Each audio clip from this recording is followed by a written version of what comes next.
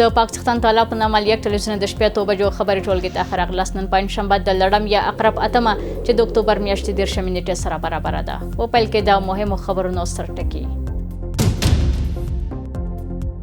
په ترکیه کې د کابل او اسلام آباد ترمنځ د خبرو بیا پایل. یوې سرچینې یک ټلویزیون ته ویلي چې پاکستاني لوري تیر ورځ غوښتل استانبول پرېږدي خو د ترکیه په منځګړیتوب د خبرو اترو بیا پایل ته ستانه شوي دي. د سیمې هېوادونو اندېښنو ته د اسلامي امارت خبرګون. ذبیح الله مجاهد وایي چې یو شمېر هېوادونه دغه شان ادعاو سره د استخباراتي موخو په هڅه کې دي او د عیني واقعیتونو خلاف څرګندونې کوي. په پاکستان هېواد کې هم درسونه مویل په پېښور کې داخلي لپاره په همدغه پېښور کې په چرګانو چوک کلي کې او پاکستان د ترهګرو لپاره امن ځای. د داعش نیول شوی غړی وایي ترهګر د پاکستان په خاوره کې شتون لري او د دې هېواد له لوري یې ملاتړ کیږي.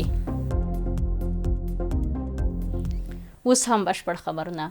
سرچینو ویلي چې په استانبول کې د پاکستان د مذاکراتو پلاوی چې پلان یې درلود خپل هیواد ته بیرته راستون شي د خبرو اترو د دوام لپاره بیرته راستنه شوي دي. د ملګرو ملتونو دفتر ویل چې دوی په استانبول کې د دواړو هیوادونو ترمنځ د ځنډېدلو خبرو اترو په اړه اندېښنه لري او دا سازمان هیله لري چې د دواړو هیوادونو ترمنځ شخړې رامنځته نه شي. خو زلمي خلیلزاد د پاکستان د دفاع وزیر او د کورنیو چارو وزیر د څرګندونو په ځواب کې په خپل ایکس پاڼه کې د ډیپلوماسۍ او خبرو اترو انتخاب یوازینۍ لار ګڼلې ده.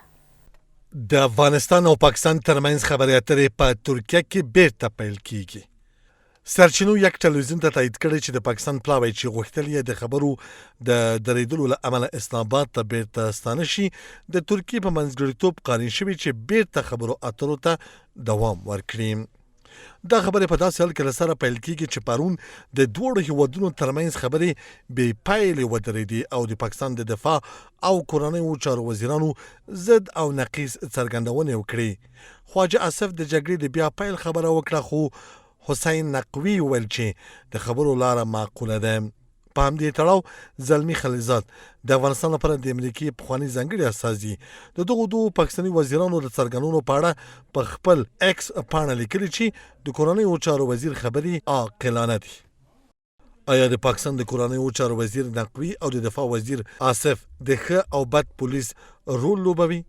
کدا نقوي دی چې ډیر هوښیار دی او پوهیږي چې د افغانستان پر ضد د جګړې پیل د پاکستان په ګټه نه دی او یو ډیر بې پروا اقدام به وي.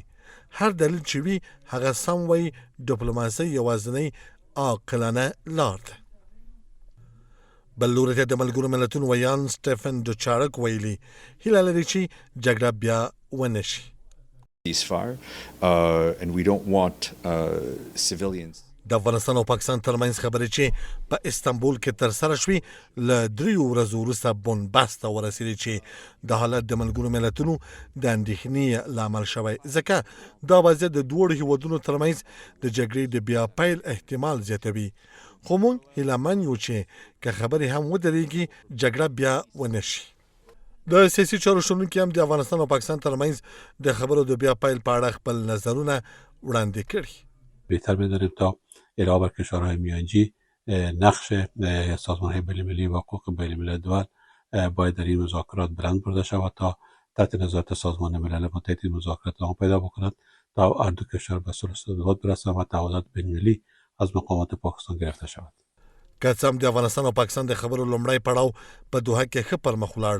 خو د استانبول پړاو یې له بندون سره مخ شو. سره له دې هیله شته چې دواړه هیوادونه یو وروستۍ هوکړې ته ورسیږي. د دې موضوع په تړاو را سره په ژوندۍ بڼه د سکایپ له لارې د نړیوالو چارو کارپوه شهسوار سنګروال صاحب را سره دی. سنګروال صاحب تاسو ته ښه راغلاست وایم. اوسني شرایطو ته په کتو آیا د خبرو بیا پیل کې هیلې لیدل کیږي؟ الرحمن الرحیم. لومړی تاسو ته او د تاسې تلویزیون ټولو درنو لیدونکو تخنیکي همکارانو ته سلامونه احترامونه وړاندې کوم. بلې لکه څنګه چې تاسو ورته په لنډیز کې اشاره وکوله یو ځل بیا د افغانستان او د پاکستاني پلاوي ترمنځ د خبرو کوربه هیواد ترکیه بیا یو ځل ژمنه وکړه چې خبرې به ادامه پیدا کړي.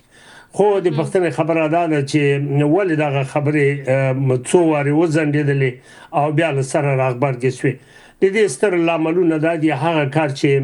پاکستان باید اول کړی وای هغه اخر وکاو، هغه چې باید اخر کړی وای هغه اول وکاو. هغه په دې معنی چې پاکستان خنیت د خبرو د پاره نه لري. په کار نه و چې د په کابل باندې هوایي برید کړی وای، ځکه چې په کابل باندې هوایي برید د ټولو نړیوالو قوانینو خلاف عمل و.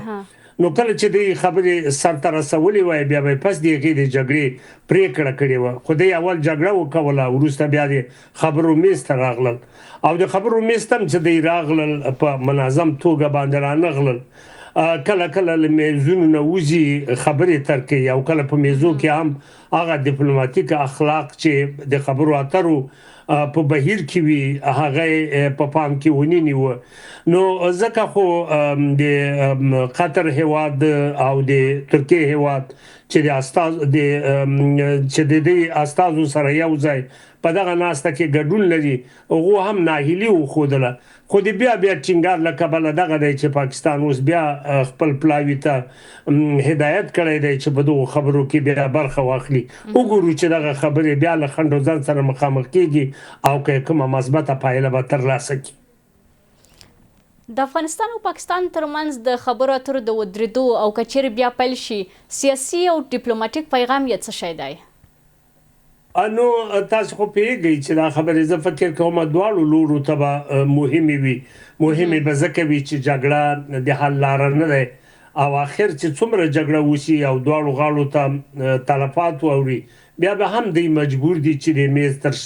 شا به کینی او د خبرو د حل لارې چارې به لټوي. خو زه وایم چې که چېرته پاکستان د سالم عقل خاوند وي، ښه خبره دا ده چې په همدغه فرصت نه استفاده وکړي، هغه ستونزې چې دی له اسلامي امارات سره لري د خبرو اترو لارې حل کړي. خو څومره چې د اجنډا ټکي دي د اجنډا ټکي او چې پاکستان په کوم شي باندې ټینګار کوي دا به ډېره ګرانه وي. هغه په دې معنی تاسې پوهېږئ چې د خبرو منځ ټکی د نورو د اجنډا د نورو ټکو په لړ کې یو هم د ټي ټي پی مسله ده او ټي ټي پی مسله هغه مسله ده چې هغه پاکستان کې دننه د شریعت عملي کول غواړي او دا به ډېره ګرانه وي چې اسلامي امارات د په هغو فشار راوړي او که چېرته فشار راوړي هم زه فکر کوم دا بې نتیجې ده. اول خو حق نه لري چې دا فشار پرې راوړي ځکه هغه د خپل مستقل فکر خاوندان دي، هغه د شریعت دپاره خپلې غوښتنې لري. نو او بل امکان دی ولري چې اسلامي امارات به صحیح ده چې یو ګډه وجه لري چې دی هم د اسلام عالمان دي او هغه هم دي، داسې یوه اړیکه به موجوده وي. ولې د سیاسي اړیکو غوښتنه که پاکستان کې کوي چې ټي ټي پی به د اسلامي امارات په لاس کې وي، زه فکر کوم دا به له تصور لرې خبرې. شهسوار صاحب راشو وروستۍ پوښتنې ته، د اقتصادي او تجارتي اړیکو راتلونکی له دې حالته څنګه اغېزمنېږي؟ طبعا دي تاسو پیږي چې د دغه لارې چې بندي دي او د ډیورند کرښې دواړو غاړو ته هغه پراته ولسونه یا هغه ملي سوداګر چې د توکو د لیږد رالېږد مسؤلیت لري او هغه څه چې اوس په پاکستان کې د پاکستان خلک ورسره مخامخ دي هغه د ترکاري نشتوالی دی. تاسو پیږي چې په پرون کې د پاکستان په پارلمان کې یو وکیل د رومیانو یو خلطه راوړې وه او دا د رومیانو خلطه په پارلمان کې وښودله او ویلې چې تاسو پیږئ دغه رومیان اوس په پاکستان کې د غوښې په قیمت دي او دې یو ستر لامل دا دی چې د پاکستان حکومت لاره بنده کړې ده او د ډیورند کرښې دواړو غاړو ته موټر ولاړ دي او نه پرېږدي چې یو د بل خاورې ته ننوځي. نو ځکه خو دغه قیمتي اوس په پاکستان کې راغلی دی او دا خو د خبرې یوه برخه ده. دومه برخه دا چې دواړو غاړو ته ولاړ موټر خصوصا د افغانستان لوري نه چې په هغې کې ترکاري بار ده، په هغې کې میوې بار دي. میوه او ترکاري خو داسې یو شی دی چې د یو ټاکلي مدت نه اخوا خرابېږي او دا د تقریبا لسګونو ورځې دي چې دغه موټر هلته ولاړ دي هغه ترکاري هغه میوه چې په دواړو خواو کې کم توکي دي خصوصا په افغانستان کې دا د خرابېدو په حال کې دي او دا په سوداګریزو چارو کې افغان پلاوي افغانانو ته ډیر یا افغان سوداګرو ته ډیر لوی تاوان دی چې تقریبا هغه د تاوان کچه چې په یو شمېر ډلهیزو رسنیو کې راغلل هغه میلیونو ډالرو ته رسیږي نو دغه ډول اندېښنې پر ځای دي چې ملي سوداګرو یا پانګوالو ته په دغه برخه کې ډیر درانه زیانونه واوښتل ښه به دی چې پاکستان د عقل نه کار واخلي نور پرې نږدي چې دغه لارې بندې شي ځکه چې د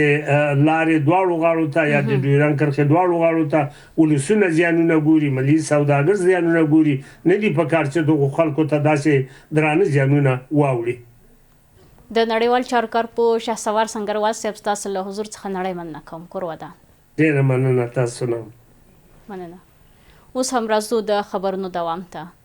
د اسلامي امارت ویان ذبیح الله مجاهد ویل چې له افغانستان د ګواښونو په اړه د هیوادونو اندېښنې بې بنسټه دي او زیاته کړه چې هیڅ هیواد په دې اړه شواهد نه دي وړاندې کړي مخکې له دې د ډله ییز امنیت تړون سازمان مرستیال عمومي منشي د سازمان د درګمې او راسیې سرمشرزې په درشل کې ویل چې د افغانستان له خاورې د امنیتي ګواښونو په اړه اندېښنې لا هم پاتې دي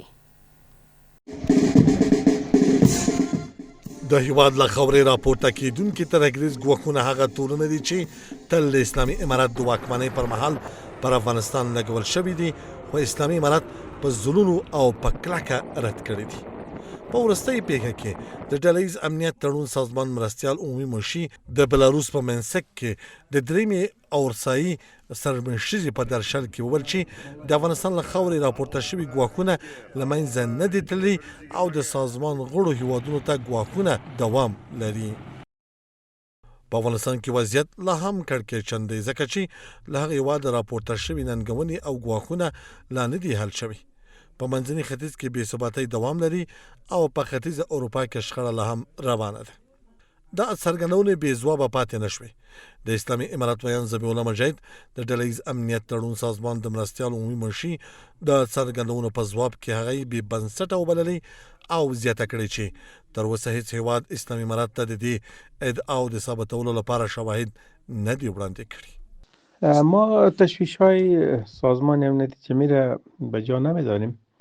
آنها همیشه اظهار نظر خود میکنند گزارشات خود را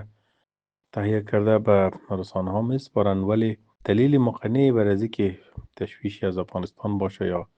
کدام گروه خودسری در افغانستان وجود داشته باشه یا از اینجا فعالیت داشته باشه ارائه نمیتونن و پس گزارشاتی که دلیل مقنع نداشته باشه